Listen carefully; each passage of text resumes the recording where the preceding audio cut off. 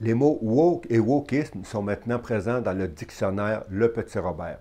C'est des mots qui sont utilisés de façon péjorative pour désigner des militants qui contestent pour différentes causes dans la société. Alors, les woke sont perçus comme étant des personnes qui ont un excès de sensibilité, puis qui sont comme des contestataires un peu fatigants, plutôt chioleux, pour différentes raisons. Woke, c'est donc une étiquette négative, c'est-à-dire qu'au Québec, en tout cas, il n'y a pratiquement personne qui se revendique comme étant woke. C'est tout le temps quelqu'un d'autre qui l'est, puisque c'est un terme qui est considéré de façon négative, de façon comme une étiquette, dans le fond. Là, il me semble qu'il y a un problème, parce que selon mon interprétation, tout le monde dans la société est woke à différents degrés. Le wokisme est un ensemble de susceptibilités identitaires, c'est-à-dire que chacun de nous, on est sensible à certains mots, à certains symboles, mais c'est variable d'une personne à l'autre. Exemple, supposons 3 personnes. La première personne fait des blagues douteuses de type sexiste, raciste, homophobe. Une deuxième personne, elle, à l'Halloween, elle aime ça se déguiser avec une coiffure de plumes traditionnelle des Premières Nations. Et la troisième personne se promène en ville avec son gros pick-up.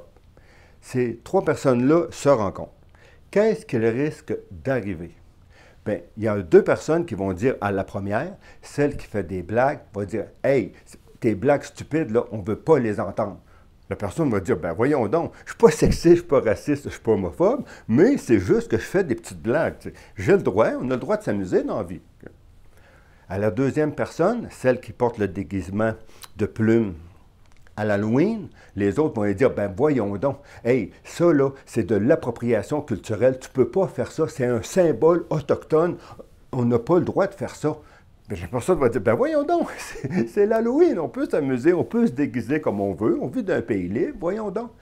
Puis, à la troisième personne, celle qui a un pick-up, les 2 autres vont dire, hey, les changements climatiques, tu y penses pas, toi? Se promener avec un gros pick-up comme ça émet des gaz à effet de serre, tu n'as pas le droit de faire ça. Tu dis, ben voyons donc, je l'ai acheté chez le concessionnaire, j'ai le droit, j'ai fait ça toute ma vie, rouler avec un gros pick-up. Ben voyons donc, je fais ce que je veux dans la vie, je suis libre. La constatation, c'est que chacun a des susceptibilités identitaires, mais différentes d'une personne à l'autre. C'est ça la culture woke, c'est que chacun a intériorisé certaines susceptibilités, puis trouve incompréhensible que les autres n'aient pas les mêmes que soi.